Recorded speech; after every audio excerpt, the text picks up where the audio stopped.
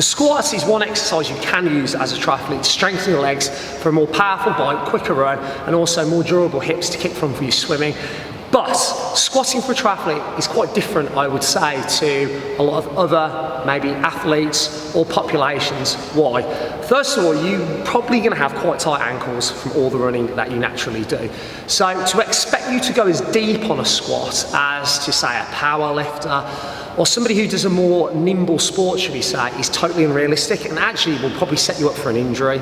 But secondly, it doesn't matter because the angles that your hips, knees and ankles work through, particularly during all three of your main disciplines, are not deep movements. So we don't need to go into these excessively purist deep angles that most people say that you need to on a squat. Commonly we'll see going too deep into a squat, your heels will come off the floor.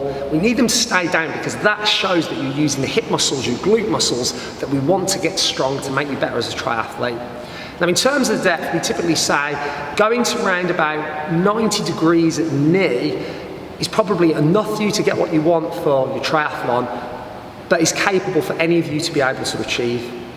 The second thing that we want to be able to do is make sure our knees do not roll inwards. This is really common in most people, particularly those in endurance sports like triathlon. So driving the knees apart on the way down and the way up is a key way to make sure, again, we're targeting the muscles, particularly for our hips. They're inherently weak in most of us as triathletes as well.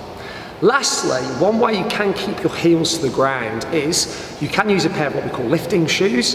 However, one simple way is to put just some small weight under your heels. Although some people say that you shouldn't do this and vice versa, it makes absolutely no difference to what you'll get out of the training, but it can help you plant your heels a little bit better, be able to sink in the movement with a bit more ease and get bigger bang for buck.